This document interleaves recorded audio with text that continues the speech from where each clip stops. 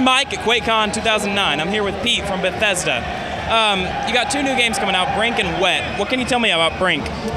Brink is based on id Tech. It's a really innovative shooter that does some cool new things. It sort of seamlessly blends single player, co-op, and multiplayer. So basically when you're playing the game, we don't care what mode you're playing in. You're constantly working on your character, unlocking new things, and you're always playing with that character and customizing it however you see fit as you play in all of these different modes. It's like one seamless experience. It also does some cool stuff with kinesthetics, how you move around the world, how the game feels.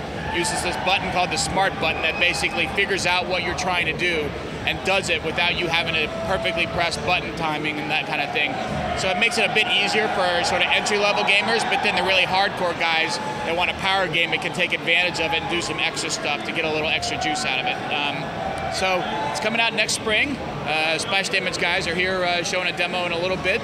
First time we've shown it publicly, but so far folks seem to be really excited about it, and we're obviously pretty high on it as well. It's pretty cool. What can you tell me about the story of the game?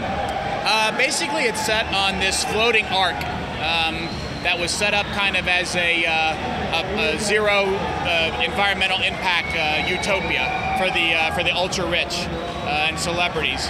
And then as the oceans rise and global warming and all of that, it sort of ends up becoming almost like a last bastion for humanity, that people seek it out as a refuge, and they start tacking on their boats and taking over part of the island, kind of turning it into the slums as all these refugees come in. And it's the story of what happens when you've got all of these people who are from the low class colliding with the haves, the people who were there on the ark originally when all this went to hell, and the security force is trying to protect them.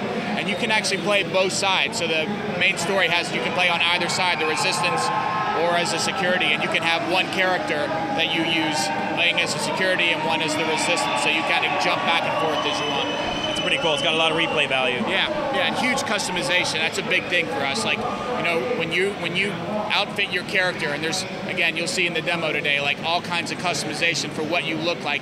We really want you to feel like that's me, that I'm this unique person in this world. And when you're playing in a multiplayer game, you're not the same as everybody else. You've got a cool look and feel, and you'll see a guy like, where do you get that armor? Where do you get those tattoos? Like, you know, things that you unlock for accomplishing certain things, that you now have, you know, a visual ID, like I'm a badass because, you know, I got these for doing X. Okay, I'm looking at Wet, and it looks like a lot of free-flow combat, really cool-looking combat system. What can you tell me about that? Wet is, it's sort of like if Quentin Tarantino took Kill Bill and turned it into a video game. So it's about this main character, Ruby. It's this kind of 70s grindhouse film video game. So it's got the grindhouse film treatment to it, really cool soundtrack, and a bunch of tracks by a bunch of indie bands that we licensed to put in the game. And it's about the blend of acrobatics, gunplay, and swordplay. So basically, the whole idea is shoot anywhere, anytime. The whole time we want you to be running around, shooting people, taking them out with your sword. And as you go through, you can enhance Ruby's abilities and make her better at pulling off cool moves. So that it's almost like a skateboard game where you're moving through environments and trying to chain together kill moves to get higher and higher bonuses, and then you're using those points to unlock even more moves to pull off as you're moving through the story. And then it has more than one mode. So in addition to sort of the standard run around and shooting, and then there's some arena stuff, we've got a car hopping mode that you'll get to every now and then where you're jumping from car to car and kind of these really wild cinematic chases.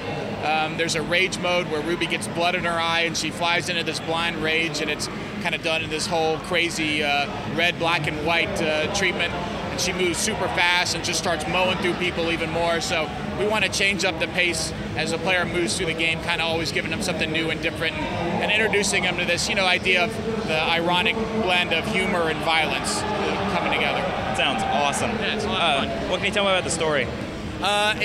It's basically a revenge story. Ruby gets double-crossed, and she's out to set things right with the guy that double-crossed her. She's a problem solver, a gun for hire. And she'll basically do whatever it takes to get the job done. And it's about one of those jobs that goes bad, and she goes out to exact her revenge. Sounds awesome. I'm really looking forward to it. Yeah. Thank you for your time. Thanks.